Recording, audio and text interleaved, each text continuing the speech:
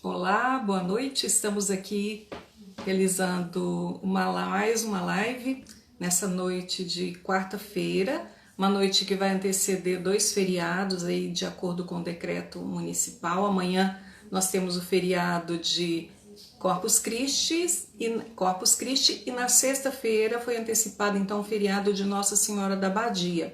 Então fique atento porque muitas pessoas, principalmente em função dessa rotina do coronavírus, não estão sabendo.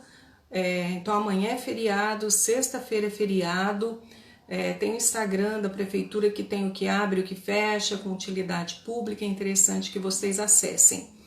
Beijo Bia, beijo Bernadette, João Vitor, professora Candice, obrigada por estarem aqui participando. Daqui a pouquinho eu vou conversar com o Dr. Rogério, Dr. Rogério Araújo, que é cancerologista e é professor da Faculdade de Medicina da Universidade Federal de Uberlândia e é também presidente do Conselho Deliberativo do Grupo Luta pela Vida. Por que essa entrevista? Porque diversas matérias estão apontando que o número de pacientes de câncer, com câncer, estão abandonando o tratamento ou desistindo de fazer alguns procedimentos nesse período em função do coronavírus. Então, a minha pergunta é, será que em Uberlândia isso também está acontecendo? Então, é esse o tema da nossa live de hoje. Antes que o Dr. Rogério entre, eu vou passar para vocês, como eu faço sempre antes das lives, o número de casos de coronavírus em Uberlândia. Olha só, nós já temos registrados no município de Uberlândia 44 óbitos confirmados e 2 óbitos suspeitos. Nós temos confirmados 2.221 casos confirmados, 2.560 casos confirmados e temos 2.221 casos suspeitos. A ocupação de leitos na rede pública municipal é preocupante, porque nós estamos com os leitos de UTI 97% ocupados. Isso é muito preocupante. Então, gente, aquilo que eu sempre falo, ficar em casa, tomar as medidas de proteção, se tiver que sair ao chegar, tome banho, sempre higienize as mãos, use a máscara, ainda a gente vê muita gente sem máscara por aí. Então vamos fazer a nossa parte, né? Porque nós estamos passando por um momento muito difícil de isolamento e é interessante então que a gente tenha esse cuidado, medidas protetivas para a gente evitar, né, a disseminação da doença. Boa noite, mãe. Minha mãe aqui me acompanhando. Doutor Rogério aqui já está entrando. Olá, tudo bem? Olá, doutor Rogério, tudo bem e o senhor? Há quanto tempo, né? Eu me Graças lembro a do Deus. doutor, olha, eu entrevistava o doutor Rogério quando eu trabalhava na antiga TV Cancela. Eu sou velha, viu, doutor Rogério? A gente fazia muita entrevista com o doutor Rogério, eu fazia, porque na época, né, eu estava às vezes como repórter, fazendo entrevistas. O senhor está me ouvindo bem, doutor Rogério? Estou ouvindo bem, muito bem. Ótimo. A sua imagem está chegando bem aqui, a voz também. Então, eu acho que a gente já pode conversar. Eu estava Com aqui certeza. fazendo uma introdução breve do seu currículo, doutor Rogério. O senhor que é professor, doutor Rogério Agenor de Araújo, Isso. cancerologista, professor da Faculdade de Medicina da Universidade Federal de Uberlândia, mestre em Ciências da Saúde e doutorando em Imunologia. É presidente do Conselho Deliberativo do Grupo Luta pela Vida. O tema da Isso. nossa live de hoje é o impacto da pandemia no tratamento de pacientes com câncer. Antes de tudo, doutor Rogério, qual a diferença de cancerologista para oncologista? Seja muito Desde bem-vindo. Obrigada por ter aceitado o meu convite. Qual nós a que diferença? nós que agradecemos a Eliane a oportunidade. É praticamente a mesma coisa, que antigamente o Ministério da Saúde definiu que a especialidade chamaria oncologista. Só que a gente achava que a gente estava escondendo atrás do nome que ninguém entendia. Então, após muita reivindicação, né, o título começou a mudar para cancerologista, porque hoje a gente discute muito que o paciente, quando ele vai tratar de uma doença, ele tem que ter pelo menos uma janelinha sinalizando que ele tem um câncer, né? E às vezes o próprio paciente queria se enganar, a família queria se enganar, e aí eles falavam, oncologista, é um cara que estuda tumores, fazia uma forféia aí. E isso dificultava um pouquinho a identidade da nossa especialização. Então mudou um pouquinho, tá? Basicamente são sinônimos, tá? Sim, doutora, eu peguei alguns dados aqui na internet, não sei se é a realidade de Uberlândia é a mesma, é isso que a gente vai conversar. Vou só fazer uma sinopse aqui, uma lida rápida para as pessoas que estão Certo. nos acompanhando se inteirar do assunto. A pandemia do novo coronavírus gerou uma onda de cancelamento de consulta e cirurgia no caso de pacientes em tratamento com câncer. Um levantamento feito pela Sociedade Brasileira de Patologia e pela Sociedade Brasileira de Cirurgia Oncológica mostra que, quando a OMS decretou, então, a pandemia em 11 de março, classificou o surto novo como coronavírus e 7 em cada 10 cirurgias de câncer deixaram de ser feitas no Brasil. A realização de biópsia, segundo a mesma pesquisa, também caiu em torno de 50% a 90%, dependendo do serviço. As entidades estimam que algo entre 50 e 90 mil brasileiros deixaram de receber o diagnóstico de câncer no período. Apenas na rede pública de São Paulo, a cidade de São Paulo, foram realizados 5.940 exames para detectar a doença nos 2 primeiros meses de pandemia. E no mesmo período de 2019, ou seja, no ano passado, esse número chegou a 22 mil, ou seja, uma diferença absurda de quase 15 mil na realização de exames. Agora eu Uhum. pergunto para o senhor, doutor Rogério, essa realidade também foi comum, está sendo comum no município de Uberlândia? Essa realidade é comum em todo o mundo, né? Que seja na França, na Itália, no Brasil e em Uberlândia. Não é muito diferente. Todo local que tem um serviço de câncer ou qualquer doença crônica, ela está sendo protelada em função de algo talvez um pouco mais grave, né? Então, primeiro, a gente não sabia qual era o comportamento dessa doença, tá? Dessa nova virose, né? Agora que a gente está começando a conhecer, viu que ela é altamente contagiosa e que os pacientes, na medida do possível, deve fazer o isolamento. Só que o paciente hipertenso, cardiopata ou paciente com câncer, essa doença não estabiliza esperando a doença, o Covid passar. Essa doença progride, né? Só que aí a gente fica até em dúvida qual que seria a melhor opção realmente para o paciente. Então, aqueles casos têm que ser individualizados, né? Nós temos vários trabalhos, por exemplo, mostrando que pacientes que, por exemplo, nessa época de pandemia, na França, que sofreram fratura e tiveram que ir para o hospital fazer a cirurgia corretiva dessa fratura, muitos foram infectados pelo Covid. Tá? Então, após essas constatações que começaram lá na China, né, foi sugerido que aqueles pacientes portadores de câncer com um tumor, vamos dizer assim, menos agressivo, se desse para você adiar o início da quimioterapia ou a própria cirurgia, seria benéfico. Isso pensando numa pandemia rápida. O problema é que nós estamos aqui no Brasil, né, com 3 meses já de isolamento e ela não dá sinal de que está passando. Então, nós, por exemplo, lá no Hospital do Câncer, o que a gente fez? A gente só interrompeu o segmento do paciente já tratado e curado. E todos aqueles novos pacientes que chegavam, a gente analisava se o tumor dele causasse uma imunossupressão muito grande, né, você talvez pudesse adiar um pouquinho esse tratamento, tá? Para evitar com que ele mantivesse a sua imunidade para poder enfrentar essa possível pandemia. tá? Mas a gente sabe que em muitos casos o tumor é extremamente agressivo e não é possível a gente fazer esse protelar esse tratamento, adiar esse tratamento. Então, estamos cercando o paciente dos maior cuidado possível, mantendo o isolamento, né? Porque ele é um paciente muito mais especial do que nós saudáveis.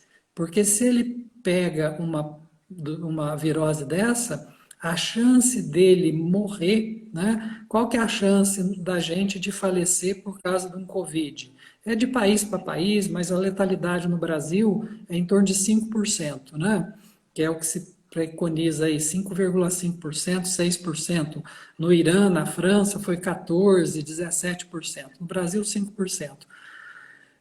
Se um paciente com câncer pega essa virose, no geral, ele tem 15 a 18% de chance de morrer, ou seja, 3 vezes mais do que a população saudável. Se ele tem, no entanto, o câncer de pulmão, a chance dele morrer, se ele pegar o Covid, é de 35%. Tá? Então, não é só o tratamento que vai ocasionar essa mortalidade.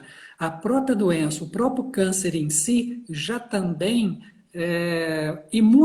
faz uma imunossupressão nesse paciente. Então, ele é mais sensível. Então, pensando nisso, nós estamos, né, resgatando os pacientes e prosseguindo no tratamento daqueles pacientes que chegam para o cancerologista, que seja para fazer quimioterapia, radioterapia.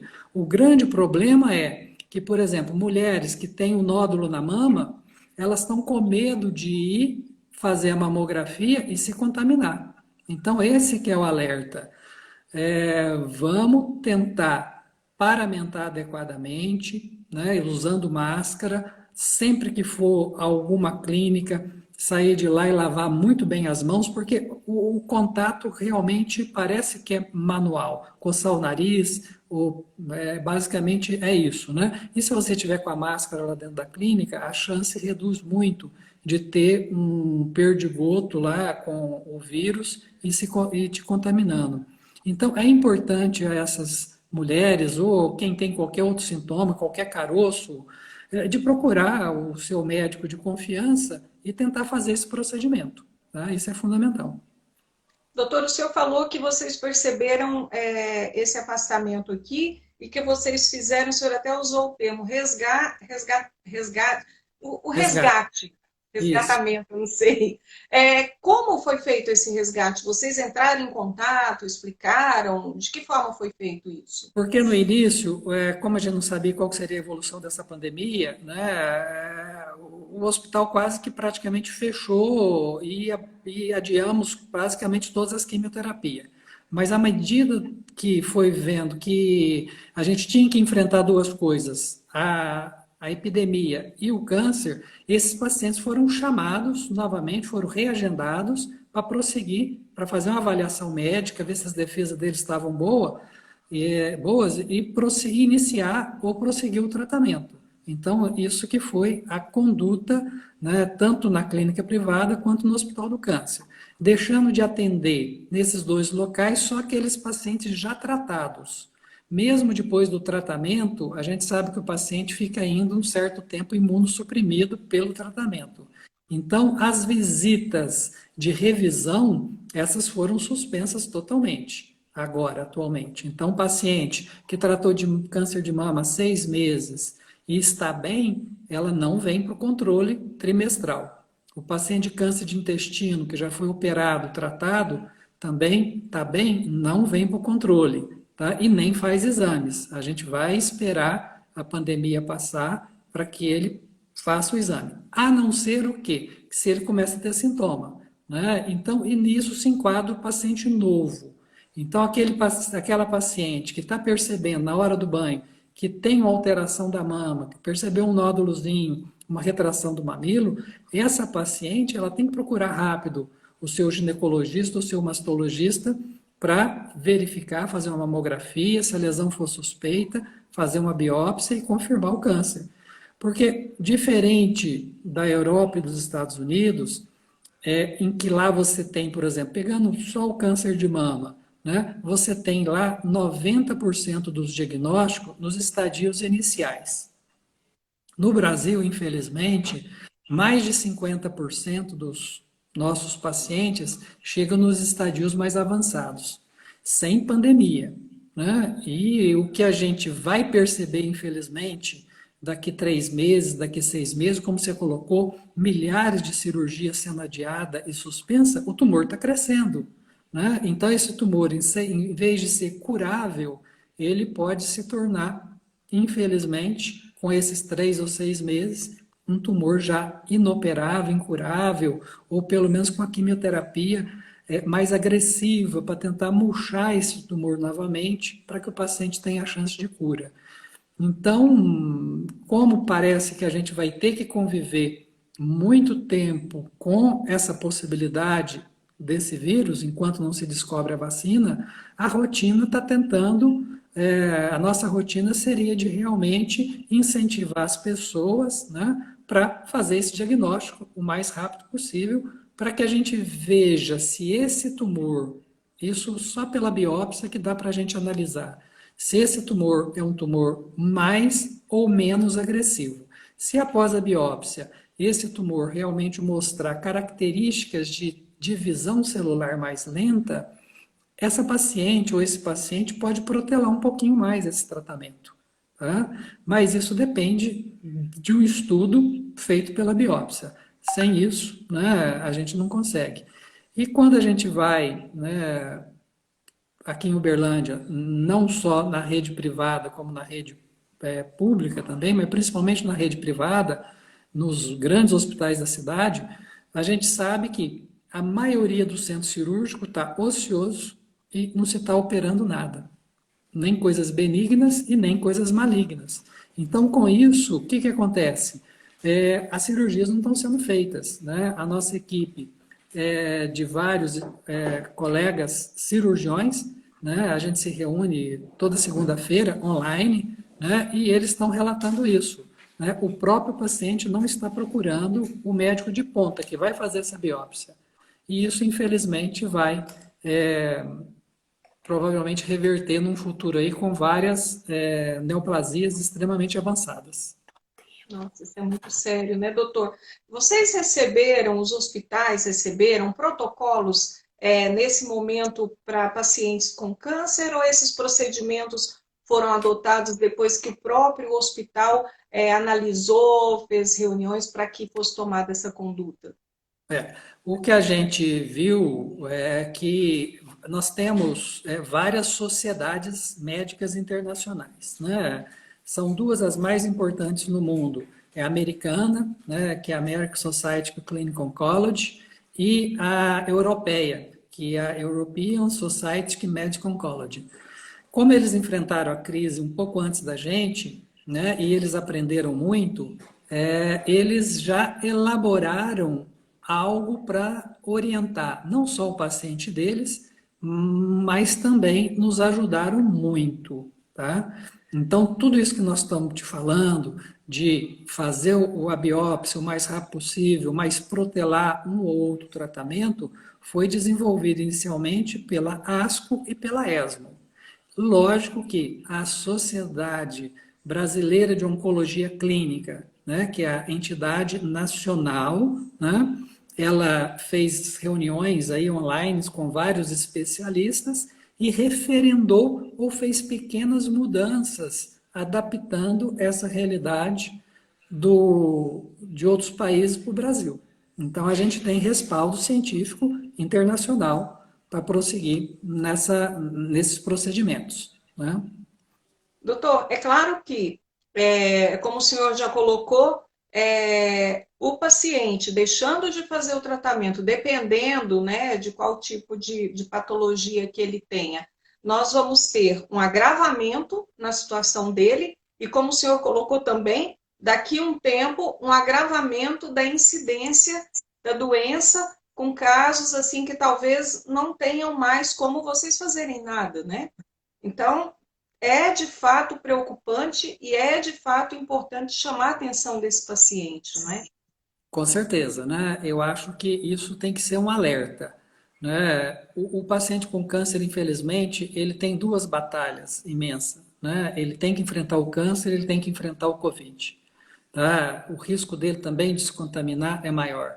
Então, apesar dessa gravidade, né, isso tem que ser chamado a atenção, né? Você não pode, de maneira nenhuma, fazer um diagnóstico tardio, porque isso impacta em mortalidade. Um paciente de câncer de mama que já chega para a gente, já infelizmente avançado, ou seja, já com metástase, né, para pulmão, fígado, osso, essa paciente nunca será curada. Ela vai fazer um tratamento para prolongar a vida, né? Agora, daí a importância desse diagnóstico precoce, de você, né? Hoje discute muito, né? Se vale ou não vale a pena a mulher se palpar, se tocar, fazer o autoexame. Eu sou da turma antiga, eu acho que sempre vale, né? Mas o ideal é a mamografia fazer um diagnóstico de um tumor menor que 1 centímetro, para paciente às vezes nem precisar de quimioterapia. Só que normalmente o tumor, a gente pega muito tumor de mama porque ele é muito mais estudado e é 30% do nosso movimento, seja no hospital público ou privado, né, de câncer a câncer de mama, né? 30% está relacionado a esse tumor. A gente sabe que em meses esse tumor dobra, né? Você tendo uma célula tumoral para ele atingir até um tamanho de 1 centímetro, normalmente demora aí de 6 a 12 meses, dependendo da, da biologia de agressividade desse tumor. Então, 6 meses a mais, né, se o tumor for muito agressivo, lógico que quanto maior ele for no órgão de origem, mais chance ele tem de se espalhar, de lançar células tumorais aí na corrente sanguínea. Essas células têm um tropismo próprio por vários órgãos, seja pulmão, fígado ou osso, no caso da mama, né, e esse paciente jamais será curado, porque você não consegue esterilizar toda a população de tumor que ela tem. Daí a importância desse diagnóstico precoce, fundamental para isso. Então, essa conscientização existe, tem que existir. Tá? Todos os serviços estão preparados para se proteger, né? Lá no Hospital do Câncer, por exemplo. O que a gente fez? Né? Todo paciente que chega ou acompanhante, a enfermagem já faz uma triagem, já mede temperatura e vê se ele está com sintoma. Né? Se ele já tiver sintoma, ele já é encaminhado para o pronto-socorro do Hospital de Clínicas. Ele nem fica no Hospital do Câncer para não contaminar os demais. Então lá está ficando realmente com máscara, alteração dos assentos, não pode ter aglomeração, as nossas salas são amplas, mas mesmo assim dá aglomeração, mas várias cadeiras foram inibidas lá para ser usadas, e com isso o paciente tem um certo conforto maior de não estar se contaminando. Lógico que tem que lavar bem as mãos, usar máscara, mas tudo isso em função de que ele receba o tratamento mais precoce possível e da maneira ideal. Doutor Rogério, em termos de tratamento de pacientes no município de Uberlândia, como nós estamos? Nós temos equipamentos, nós temos profissionais, exames suficientes para a população que necessita ser assistida? Sim, temos, né? O serviço público hoje, graças à ONG Grupo Luta pela Vida, que fez o prédio, a unidade 1 do Hospital do Câncer, né? Que a gente está utilizando agora ela plenamente, né? Então ele tem toda a estrutura necessária para esse tratamento, tanto de quimioterapia quanto de radioterapia, né? A quimioterapia são drogas que você pode dar pela boca ou injetáveis. Esporadicamente, pelo SUS, falta uma ou outra, né? A ONG ela não tem recursos orçamentários para comprar essas drogas, esses injetáveis ou mesmo oral, que são muito caros. Isso é obrigação do governo federal fornecer. Mas, no geral, tem faltas esporádicas, logo o Hospital de Clínicas, a FAEP, e agora a EBSER, né, que é a nova entidade gestora, né, da qual a gente é subordinado, repõe as drogas. Uma coisa muito difícil eram os aparelhos de radioterapia, mas graças às ações aí parlamentares e mesmo doações, hoje o Hospital do Câncer consta de 3 aceleradores de última geração, tá, que faz o tratamento adequadamente. Associado a isso, o suporte da enfermaria, tanto pediátrico quanto de adulto. Conseguimos terminar agora, não está em funcionamento, mas já está pronto o prédio, o andar do centro cirúrgico, né, a UTI, né, o centro de transplante de medula, só que a pandemia nos deu uma rasteira, né? Então, coisa que a gente imaginava inaugurar agora, todos os esforços estão sendo, né, colocado para combate à pandemia. Inclusive, a enfermaria, que é no terceiro piso do Hospital do Câncer, né, e a UTI, que seria a UTI cirúrgica, que não estava sendo utilizada, já começa a vir pacientes com suspeitas de Covid em outro andar, separado dos demais pacientes, para que esses pacientes possam receber, não do câncer, mas da Covid. E após a pandemia, os aparelhos que foram lá alocados permanecem desinfetados adequadamente, feito toda a higiene para que a gente possa realmente assumir plenamente o tratamento. Então, lógico que Uberlândia hoje, graças à ONG, que complementa o que o SUS não dá com tanta eficiência, que é a estrutura física e aparelhos muito caros, realmente se equipara a Barretos, ao tratamento de Uberaba. Então, dá para a gente tratar com tranquilidade na cidade. Tá? Isso é bem tranquilo. Doutor, vamos falar um pouquinho da questão do câncer. A doença, qual o câncer com maior incidência registrada aqui no município de Uberlândia? Olha, o que a gente tem de maior incidência é o câncer de mama, como eu comentei, em mulheres, 29% é essa neoplasia. Então, de cada 100 pacientes, para você ter ideia, em torno de 29 é neoplasia de mama nas mulheres, né? E em torno de 30% câncer de próstata nos homens. Então, é os dois carros-chefe. Nós temos 5 tumores que são os mais frequentes. Então, mama nas mulheres, próstata nos homens. Depois a gente tem muito câncer de pulmão, tá? Que infelizmente tanto mulher quanto homem hoje fuma tanto quanto, então equipara aí em torno de 8% de câncer de pulmão. Câncer de intestino, também muito frequente na nossa região. Tá? Então, esses tumores, todos eles, e estômago também é um câncer muito prevalente, o colo de útero também, né? Embora esteja em redução, mas ainda muito frequente no nosso dia a dia.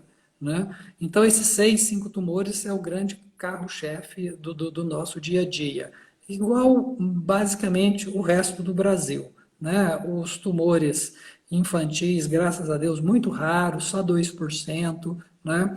Os tumores mais agressivos, que seriam as leucemias e os linfomas, em torno de 8% desses pacientes todos. Então, mama e próstata são o nosso carro-chefe.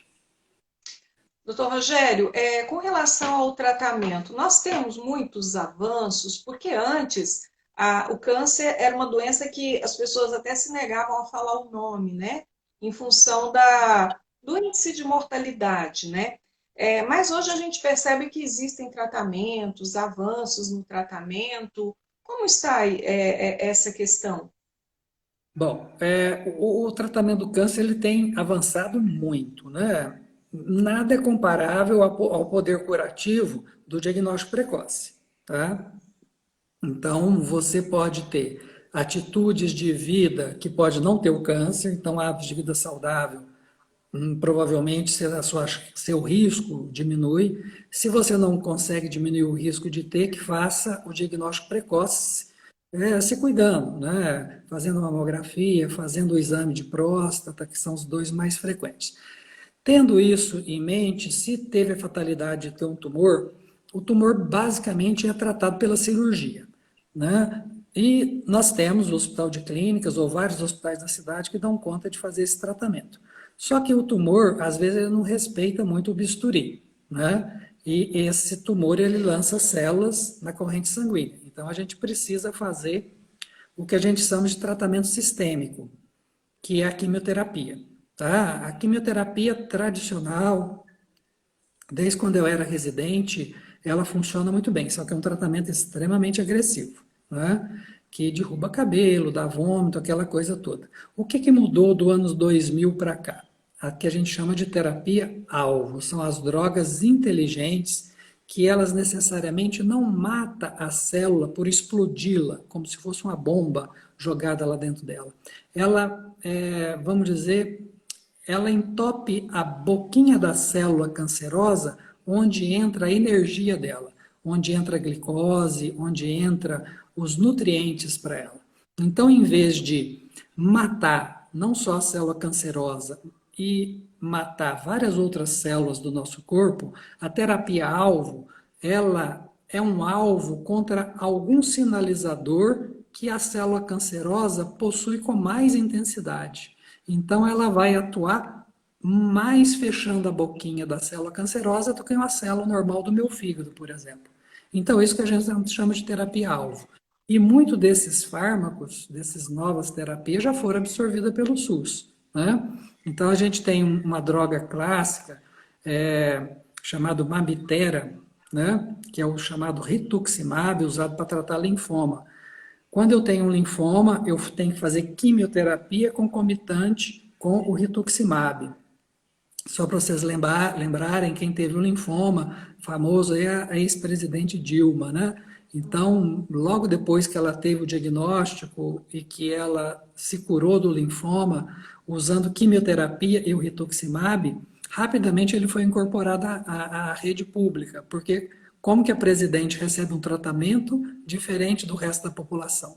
Né? Então, isso foi incorporado rapidinho e impacta em mais de 20% de chance de cura. Tá? Mesma coisa para câncer de mama. Algumas mulheres, câncer de mama não é uma doença única, são múltiplas doenças, né? E vários tumores expressam uma proteína chamada HER, e hoje existe uma droga anti-HER também, que é essa droga inteligente. Então, ela vai matar basicamente as células do câncer que expressam essa proteína. Ela consegue identificar isso. Então, muitas dessas drogas já foram absorvidas pelo SUS, graças a Deus, né? Lógico que tem muita coisa que ainda nem tem no Brasil, né? E tem muita coisa que o SUS ainda não conseguiu absorver pelo preço, né? Então, o que a gente faz no serviço público? Normalmente a gente avalia o paciente e vê se realmente ele tem um perfil intenso de cura, se for feito aquela nova terapia para esse paciente. E isso é feito através, às vezes, o Grupo Luta pela Vida contratou um advogado, tem um advogado para ajudar os pacientes, para fazer ação judicial contra a União, para que aquela droga que não está no rol das drogas permitidas para a gente usar, que ela seja comprada pelo governo e disponibilizada para o paciente. Então, está razoável, está bem razoável esse tratamento. Doutora Fabiana Gomes está perguntando aqui, o senhor já até comentou isso rapidamente, ela está perguntando quais as probabilidades e os índices de um paciente com Covid sobreviver. Isso é um paciente de câncer, né? Uhum, tá. Isso, igual eu falei, enquanto a letalidade no Brasil, né, está em torno de 5, o paciente com câncer, qualquer tipo de câncer em geral, em torno de 15% é a média de mortalidade quando ele é contaminado pelo Covid. Em torno de 15, então 3 vezes mais. E se a gente especificar mais, né, o câncer de pulmão, se tiver um câncer de pulmão e for contaminado pelo Covid, a mortalidade é em torno de 35%, então extremamente alta. Né? Então, daí a importância de, se você tem um familiar com câncer, né, faça todo o isolamento possível, não deixa nem ele ir em supermercado, farmácia, faça essas compras para que ele realmente não consiga, que não possa ser contaminado. Tá? Isso é muito importante até chegar uma vacina. Doutor Rogério, ainda existem muitas barreiras com relação ao câncer, em relação a preconceito, a medo? Com certeza, né? É por isso que a gente mudou o nome da especialidade, né? Para que esse medo seja vencido. Porque o diagnóstico de câncer remete muito à possibilidade de morte, né? A gente tem muitas pessoas de outra geração que até falavam aquela doença, né? Porque sempre que a pessoa tinha uma neoplasia, já era estadio avançado, há 50 anos atrás, e a grande maioria morriam. né? Hoje, graças a Deus, as coisas estão mudando, né? Os enfrentamentos são interessantes, né? As pessoas não escondem que estão doentes, principalmente no caso de sucesso, né? Elas fazem questão, né, de colocar que tiveram a doença e venceram, e vocês têm vários globais aí que venceram essa batalha, o Gianecchini, a própria Ana Maria Braga, que está, parece que no seu terceiro ou quarto tumor, mas assim, está trabalhando, está ativa, né? Então começa a se perder muito o preconceito contra a doença. E com isso você consegue realmente sensibilizar a população para que ela não tenha medo do câncer, ela tem que ter medo de um diagnóstico tardio. Então, o que a gente sempre brinca, não deixa o câncer correr atrás de você, corra atrás dele, faça o seu diagnóstico precoce. Isso é extremamente importante, você pensar que, né, hoje, junto com as doenças cardiovasculares, são as duas principais causas de mortalidade no Brasil. Né? Então, a gente tem que se prevenir, sim. Né? A gente tem que fazer a nossa parte, manter o peso, alimentar bem, alguma atividade física e também, né, tentar fazer o diagnóstico precoce. Isso é fundamental. O estado emocional contribui também para o tratamento, não é, doutor Rogério? Eu me lembro uma vez, não sei se foi o senhor que falou, conversou comigo numa entrevista, que geralmente o tratamento em criança muitas vezes surtia mais efeito porque a criança ela não estava entendendo ali o contexto, né? Enquanto o adulto não, ele já junta isso à carga emocional, ao medo, influi de fato essa questão do emocional. Com certeza, a gente tem vários trabalhos publicados em revista extremamente importante, mostrando que pacientes com fé que vai curar, normalmente elas têm uma maior chance realmente, tá? Então, as pacientes que acreditam num Deus, né, que têm uma rotina de fé, elas normalmente suportam melhor o tratamento, não deixam o baixo astral instalar, né, e normalmente tem uma maior chance de cura, né? E existe ainda muita dúvida se a depressão, se a paciente com muita tristeza, se isso ocasionaria o câncer. A gente sabe que diretamente não, né? Mas uma pessoa muito estressada, ela tem um sistema imunológico menos eficiente. E o sistema imunológico é a nossa defesa primordial. A hora que uma célulazinha se torna cancerosa, meu sistema imunológico vai lá, morde ela e destrói ela. Tá? Agora, enquanto nós estamos falando aqui, a gente sabe que por dia a gente tem milhares de células cancerosas sendo produzidas no nosso corpo. Se o seu sistema imunológico é legal, você vai morrer de outra causa, com 100 anos, né, sem problema. Então, isso é muito importante. Estar bem para que o seu sistema imunológico trabalhe bem. E caso tenha fatalidade, infelizmente, de ter uma neoplasia, mantendo a fé, a sua chance de controle e de cura é bem maior, com certeza. Doutor Rogério, vamos falar um pouquinho do Grupo Luta pela Vida? O senhor está presidindo, né, o Grupo Luta pela Vida, o que é uma ONG que Isso, faz trabalhos em prol do Hospital do Câncer, né? isso, Eliane. Essa ONG, ela está completando esse ano 24 anos, né? Ela foi registrada em 96, se bem que em 91 a gente começou a discutir com ela, em 93 intensificou um pouquinho, em 95 nós começamos a sensibilização da comunidade e começou a construção do hospital. Em 96, né, em junho de 96, ela foi registrada como Associação de Voluntários do Grupo Luta pela Vida. Né? E ela faz exatamente isso. Né? O que o SUS é carente, ela tenta complementar. Tá? Então a gente está numa batalha aí, vamos dizer, há um quarto de século, né?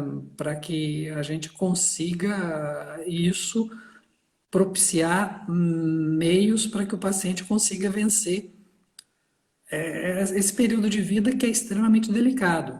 Então, o Grupo Luta pela Vida sempre pensou em oferecer um padrão de hospital bem parecido com qualquer hospital particular no Brasil, né? Não é porque SUS tem que ser feio, né? Então, assim, a gente prioriza material de boa qualidade nas construções, faz a construção normalmente com projetos com os melhores arquitetos, ou do Brasil, daqui de Uberlândia mesmo, né?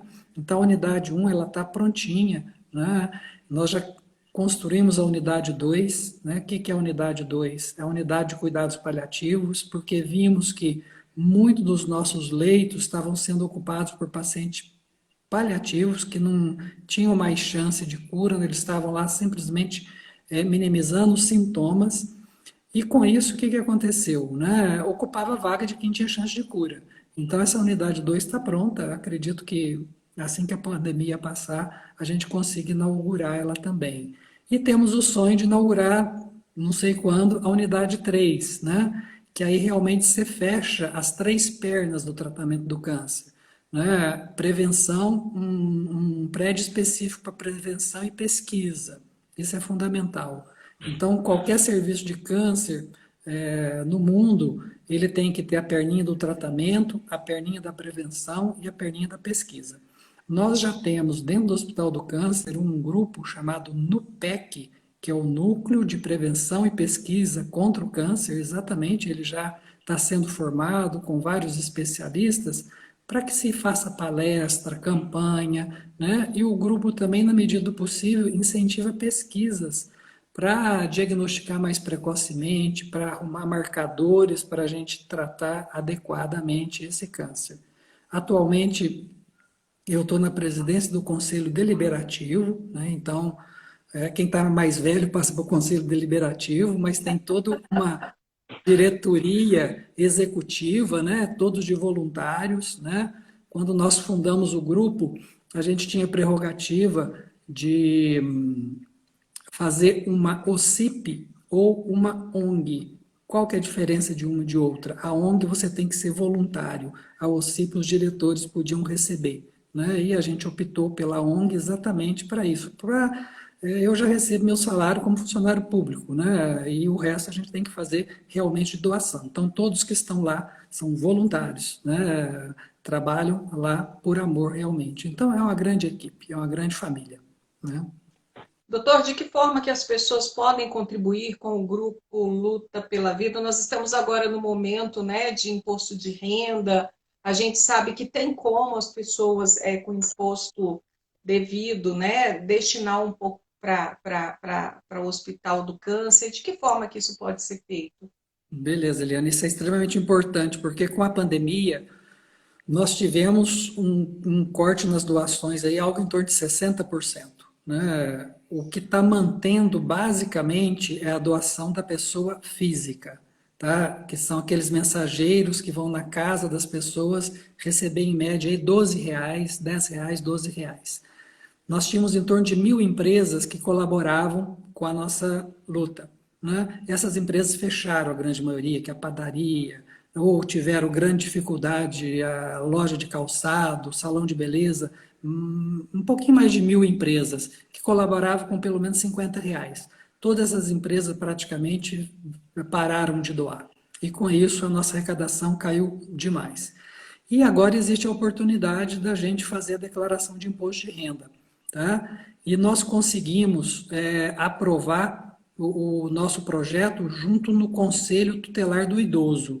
Então, a hora que você for fazer a sua declaração de imposto de renda, é só você clicar lá se você quer fazer alguma doação. Então, 2% do imposto devido pode ser doado por alguma ONG credenciada. Então, a hora que você clicar lá em doação, vai aparecer várias entidades. A nossa entidade é o Conselho do Idoso da Prefeitura Municipal de Uberlândia. Por quê? Porque a maioria dos nossos pacientes são acima de 60 anos. Então, o Conselho do Idoso resolveu abraçar a nossa causa exatamente para que esse dinheiro possa ser revertido exatamente para isso. E esse dinheiro viria numa hora fundamental em que realmente grande parte dessas doações tiveram que ser, a gente entende, pela pandemia. Então, Conselho Tutelar do Idoso da Prefeitura Municipal de Uberlândia. Aí tem várias lá, né, todas idôneas, todas excelentes, né, você pode doar para criança ou para adulto.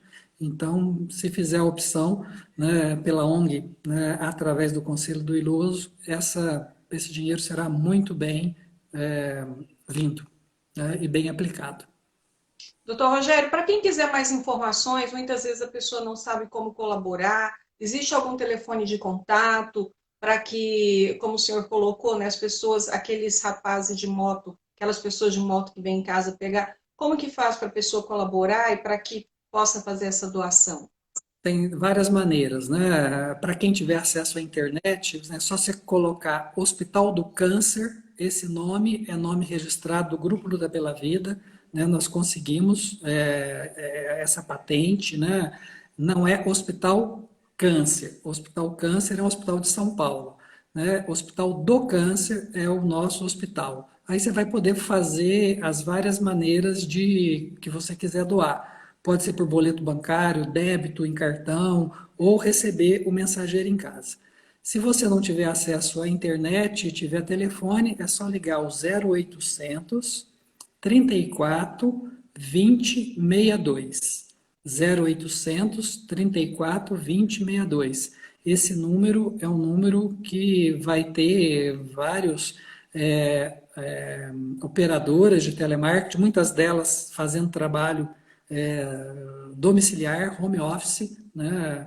Para não ter tumulto, antes a gente tinha em torno de 28 operadoras de telemarketing trabalhando no nosso escritório. Com a pandemia, isso foi quem teve condição de se adequar para fazer o trabalho em casa, está trabalhando de casa, recebendo essa ligação e vendo como que a pessoa quer fazer essa doação. É extremamente importante que a pessoa se solidarize ou por doações espontâneas ou os 2% aí do seu imposto de renda devido. Né? Repete, por favor, o 0800, doutor Rogério. 0800 34 20 62. Ok. Tá? Doutor Rogério, foi muito bom conversar com o senhor. Não sei se alguém aqui tem mais alguma pergunta.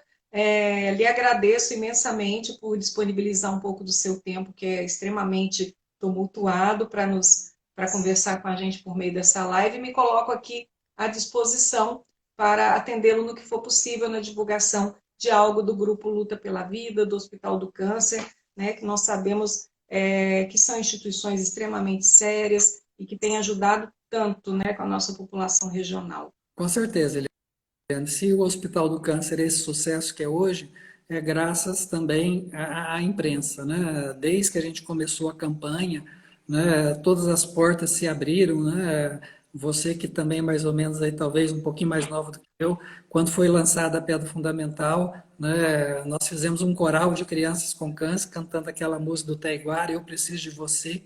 Nós precisamos sim, você de mim ou de você. E todas as rádios e televisão veicularam isso maciçamente, né? Então, isso permitiu que no ano de 2000 a gente já demonstrasse esse serviço abrindo as portas do novo prédio do Hospital do Câncer, saindo do improviso, que eram as casinhas, e indo para esse espaço construído exatamente para isso. Então, graças aí, né, a essa ação inestimável que foi da imprensa, como vocês, que abriram todas as portas em prol dessa causa. Muito obrigado. Tá? Eu que Eu que agradeço a agradeço. oportunidade. Viu? Obrigada, doutor Rogério. Obrigada a vocês que acompanharam aqui essa live. Extremamente importante a gente estar falando desse tema, né? Também com relação a esse momento que pode ajudar o Grupo Luta pela Vida por meio da declaração do imposto de renda. Muito obrigada, doutor Rogério. Muito obrigada a vocês e uma boa noite. Amém. Um abraço. Tchau, tchau.